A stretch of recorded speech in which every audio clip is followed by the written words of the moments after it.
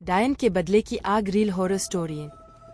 महाराष्ट्र राज्य के नांदेड़ ग्राम के निकट रायपुर इलाके में आज भी खून की प्यासी डायनों का बसेरा है। स्थानीय लोगों का मानना है कि यहाँ रात में गुजरने वाले लोगों को डायन पहले तो अपने वश में करती लेती है और बाद में उस इंसान का खून पीकर स्वयं को अमर करती हैं। वहाँ माना जाता है कि यह इलाका डायनों का है। यहाँ पर इंसान का कदम रखना खतरे से खाली नहीं है और अगर आप वहां पर गए तो किसी तरह की गलती आपके लिए काफी नुकसानदायक साबित हो सकती है। अगर आपको यह यकीन ना हो रहा हो तो आप यहाँ पर किसी भी पेड़ों में कील गाड़कर खुद ही देख लीजिए, लेकिन आप लोगों का मौत से सामना जरूर हो जाएगा। आप लोगों को भले ही यह अंधविश्वास या अश्रद्धा लग रहा हो तो इस भूतिया गांव का यही दस्तूर है। इस भूतिया गांव को अभिशप्त माना जाता है। यहाँ पर एक दो नहीं बल्कि सारे इलाकों में डायनों का बसेरा जमा हुआ है। नांदेड़ के निकट इस छोटे से गांव में डायनों की अब पूरा राज्य बसा हुआ है। यहाँ पर ऐसा माना जाता है कि पहले यहाँ एक डायन रहा करती थी, लेकिन डायन ने गांव की कुछ लड़कियों की आत्मा को अपने वश में करके उनको अपने साथ लगाई। आज वही लड़कियां इन डायनों के साथ मिलकर खुद को अमर रखने की कोशिश करती है। यह गांव की वही जगह है जहां वास्तविकता में यहाँ के पुरुषों को रात में निकलने पर प्रतिबंध है।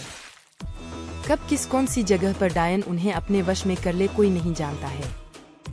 अभी तक यहाँ पर कुल 42 ऐसे मामले आ चुके हैं जिनमें से पुरुष लापता हो गए, लेकिन उनका अभी तक कोई अतापता नहीं चला है। यही माना जाता है कि डायन उन पुरुषों को मार दिया होगा। रायपुर में पेड़ों को काटने पर भी प्रतिबंध लगाई गई है। यहाँ पेड़ों के ऊपर डायनों के रहने की बात बताई जाती है। एक बार एक पेड़ काटने पर गांव के एक मनुष्य की मौत हो गई थी। तब से ही माना जाता है कि डायन का पेड़ काटने पर ही उसकी मौत हुई। यहाँ पर एक टूटी हुई हवेली के अंदर एक छोटी सी कोठरी है जिसमें कोई भी नहीं आता जाता है और माना जाता है कि इस अंधेरी कोठरी में जो भी गया वो वापस कभी लौट कर नहीं आया है।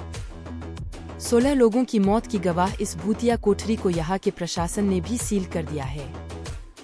डायनों को अपने वश में करने के लिए यहाँ पर कई तांत्रिकों ने अपनी पूरी शक्ति लगा दी, लेकिन इस बीच 5 से 6 तांत्रिकों को भी मौत हो गई, जिसके बाद तांत्रिक भी यहाँ की डायनों को अपने वश में करने से घबराने लगे।